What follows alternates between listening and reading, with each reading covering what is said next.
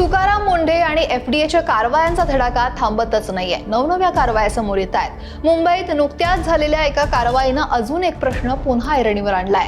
तुम्ही खात असलेला सॉस किंवा तुम्ही उत्साहासाठी पीत असलेलं एनर्जी ड्रिंक हे तुमच्या आरोग्यासाठी किती सुरक्षित आहे? कारण एफडीएनं मुंबईत 2 मोठ्या कारवाया करत हजारो लिटर भेसळयुक्त आणि नियमांचं उल्लंघन केलेला अन्नपदार्थांचा साठा जप्त केलाय. तुमच्या घरात येणारे पदार्थ सुरक्षित आहेत की नाहीत हे जाणून घेण्यासाठी हा व्हिडिओ शेवटपर्यंत पहा. मुंबईकरांच्या आरोग्याशी खेळणाऱ्यांवर अन्न आणि औषध प्रशासनानं कठोर कारवाईचा बडगा उगारलाय. आयुक्त तुकाराम मुंढेंच्या निर्देशानुसार एफडीएच्या पथकांनी मुंबईतील साकीनाका आणि धारावीत धाडी टाकल्या. यापैकी एका कारवाईत सॉस उत्पादकांच्या विरोधात होती, तर दुसरी कारवाई एनर्जी ड्रिंकच्या उत्पादनाच्या विरोधात करण्यात आली होती.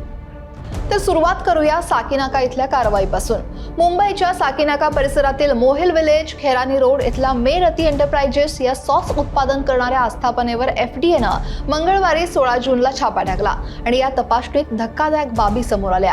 इथं उत्पादन प्रक्रियेतील आवश्यक अटी आणि नियमांचं सर्रास उल्लंघन केलं जात होतं. उत्पादनांमध्ये लेबलिंगमध्ये अनेक त्रुटी आढळल्या आणि उत्पादित अन्नपदार्थांच्या गुणवत्तेबाबत तसंच भेसळीबाबतही प्रशासनाला मोठा संशय आला. या गंभीर अनियमिततांमुळे एफडीएनं तात्काळ कारवाई करत तब्बल 2510 लिटर चिली सॉस आणि सोया सॉसचा साठा जप्त केला. या मालाची अंदाजे किंमत 32,360 रुपये इतकी आहे. या सॉसचे नमुने प्रयोगशाळेत पाठवण्यात आले आणि अहवालानंतर पुढची कायदेशीर कारवाई केली जाईल. सगळ्यात महत्त्वाचं म्हणजे या आस्थापनेतील गंभीर त्रुटी लक्षात घेता प्रशासनानं पुढचे आदेश मिळेपर्यंत त्यांचा व्यवसाय बंद करण्याची नोटीस बजावली आहे. दुसरीकडे अन्न आणि औषध प्रशासन विभागामार्फत निकृष्ट आणि नियमबाह्य अन्नपदार्थांच्या विक्री आणि वितरणाविरुद्ध सुरू असलेल्या विशेष मोहिमेअंतर्गत 15 जूनला धारावीतील मेरियांश एंटरप्राइजेस या घाऊक विक्रेत्याच्या आस्थापनेवर छापा टाकण्यात आला.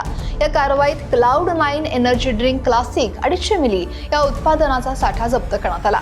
एनर्जी ड्रिंकच्या लेबलवर अनेक महत्त्वपूर्ण माहिती नव्हती, जी अन्न सुरक्षा मानक विनियम 2020 नुसार अनिवार्य आहेत. उदाहरणार्थ, उत्पादनाच्या लेबलवर एकूण साखरेच्या खाली ॲडेड शुगरचं प्रमाण हे घोषित केलं नव्हतं. तसंच जीवनसत्वांसारख्या पोषक घटकांची माहिती, शिफारस रेकमेंडेड डायटरी अलाउन्स ही टक्केवारीच्या स्वरूपात दर्शवलेली नव्हती. या लेबलिंग त्रुटीमुळे सुमारे 1,19,040 रुपये किमतीचा एनर्जी ड्रिंकचा साठा जप्त करण्यात आला. एफडीएनं केलेल्या या दोनही कारवाया अत्यंत महत्त्वाच्या आहेत. यावरून हेच सिद्ध होतंय की आपल्या दैनंदिन जीवनात वापरल्या जाणाऱ्या खाद्यपदार्थांबाबत किती सतर्क राहण्याची गरज आहे. अन्न आणि औषध प्रशासन आयुक्त तुकाराम मुंढेंच्या नेतृत्वाखाली महाराष्ट्रात अन्न भेसळ आणि नियमबाह्य पदार्थांविरोधात मोठी मोहीम सुरू आहे.